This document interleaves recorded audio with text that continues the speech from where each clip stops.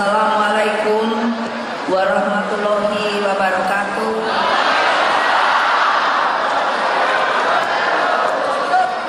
Salam sejahtera untuk kita semua. Om Swastiastu.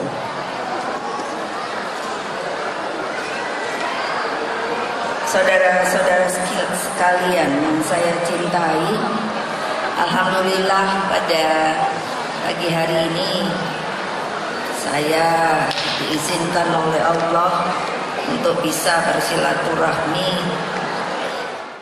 Saya tahu kesulitan ibu-ibu.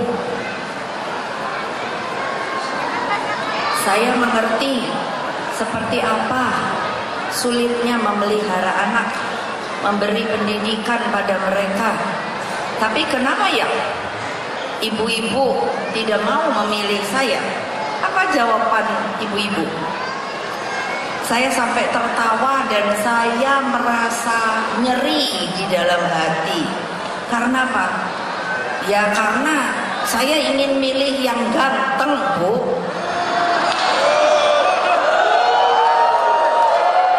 Jadi yaitu saya ketawa dan saya perih di dalam hati.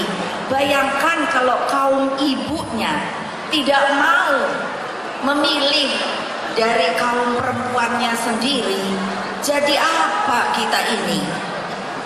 Lalu masa kita hanya menyerahkan nasib kita kepada kaum laki-laki? Bukan saya ingin membedakan, tidak.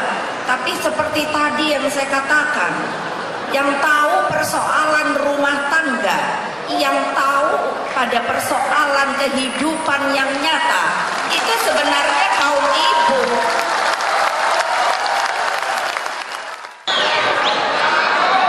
Makanya saya mau nanya sekarang, makanya waktu saya pikir-pikir nih Jawa Barat ini, aduh, heran ibu-ibunya ini, padahal cantik-cantik.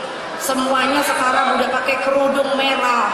Coba mau mengerti bahwa kalau kaum ibu yang bergerak, maka nasib bangsa itu bisa diperbaiki.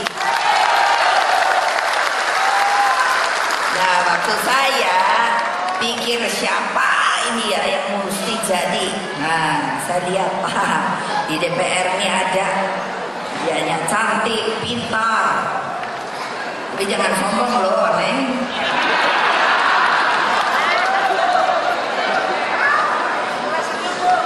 Nah, murah senyum kan? Iya, coba dong. Memangnya kalau udah cantik gitu masa maunya ganteng melulu? Bayangkan yo sekarang harga cabai berapa yo? Mana ada bapak-bapak nanya-nanyain, ayo? Kan paling janjinya nanti saya akan perbaiki hidup kalian kalau saya dipilih. Itu sih udah usang.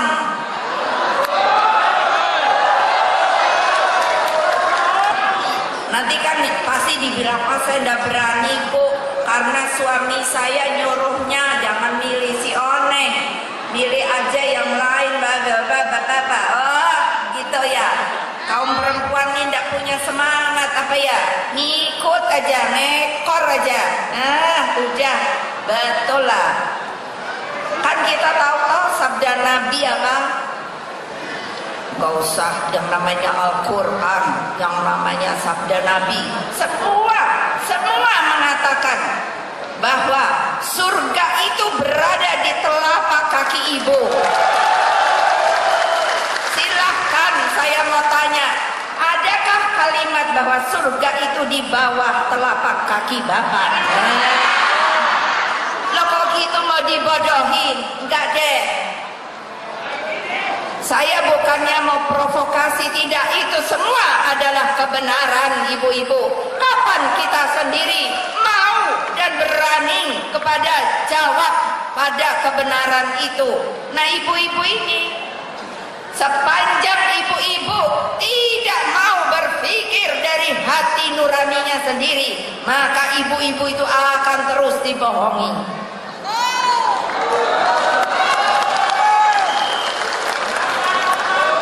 Loh itu betul kok, sekarang faktanya saja. Mana, ayo tagih janji, begitu dong. Kalau sebenarnya, nanti kalau memangnya yang namanya Bu Rike, Pak Teten bilang mau begini mau begitu, tagih janji. Kapan kita akan memperbaiki nasib rakyat itu yang terdiri dari diri kita sendiri? Kalau sudah jadi pemimpinnya semua pada korupsi, ayo. Itu sebabnya saya bilang sama Rike, itu sebabnya saya pilih Pak Teten. Kamu masuk Jawa Barat, mari kamu perempuan buktikan dirimu nyata bisa menjadi seorang pemimpin. Mengapa zaman dulu ada yang namanya Ibu Dewi Sartika? Kenapa dia datang dari Jawa Barat dan dia memberikan pendidikan dari kaum perempuan dan berhasil? Mengapa dia bisa jadi? Tapi kenapa sekarang perempuannya sendiri tidak mau menerima seorang perempuan menjadi pemimpin?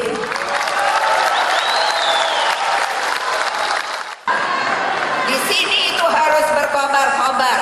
Karena ibu-ibu itu berpikir dan berperasaan bagi siapa? Bagi anak keturunannya. Nah, Ibu Dewi Sartika itu saya lihat dari sejarahnya, dia berani menjawab, saya tidak mau kaum perempuan di Pasundan ini menjadi orang yang kolot, yang gampang dibodohi. Oleh sebab itu saya berontak, saya ingin melalui bidang pendidikan supaya pikiran mereka menjadi cerah, pintar. Jadi kurangnya apa ya? Kalau namanya ibu nanti nggak milih nih, saya memang minta tolong, mohon. Apalagi saya disuruh pilih dia sebagai yang namanya simbol dari kaum perempuan. Dia ini sekolahnya tinggi. Kurang apa lagi ya? Saya mengingatkan kembali kaum ibu, terutama di kalangan Jawa Barat ini. Mari kita bergerak, mari kita contoh Ibu Dewi Sartika. Di Sumedang itu ada makam seorang pahlawan perempuan dari Aceh. Namanya, barangkali ibu-ibu nggak tahu ya, namanya Cut Nyadin. Bayangkan dia seorang perempuan, kok bisa ya sebagai panglima dia tidak pernah menyerah. Dia tertangkap oleh Belanda hanya karena dia dihianati anak buahnya. Lalu karena Belanda takut dia akan terus bergerak di Aceh, dia dibuang di tanah Sumedang sana. Kok gak bangga ya kaum perempuannya? Sudahlah, saya tidak dipilih oleh ibu-ibu karena ibu-ibu selalu berpikir bahwa yang laki itu lebih baik dari perempuan. Tapi saat sekarang saya berdoa kepada Allah Subhanahu wa Ta'ala untuk meminta bahwa kaum perempuan di mata dia itu adalah sama.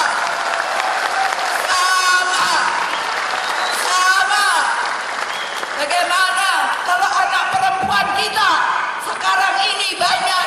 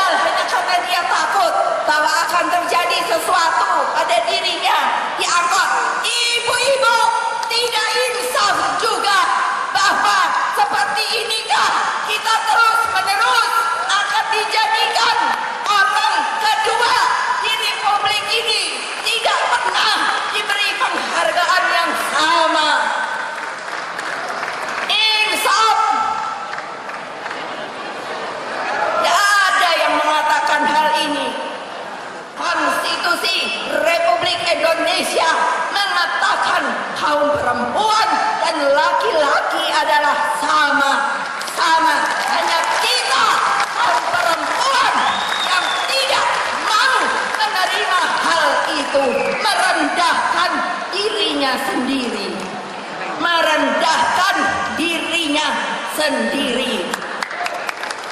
Terima kasih. Wassalamualaikum warahmatullahi wabarakatuh.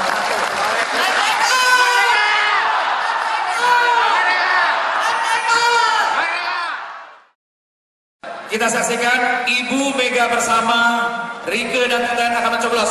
Kurang lebih Bapak Ibu di hari hanya seperti ini. Bismillahirrahmanirrahim.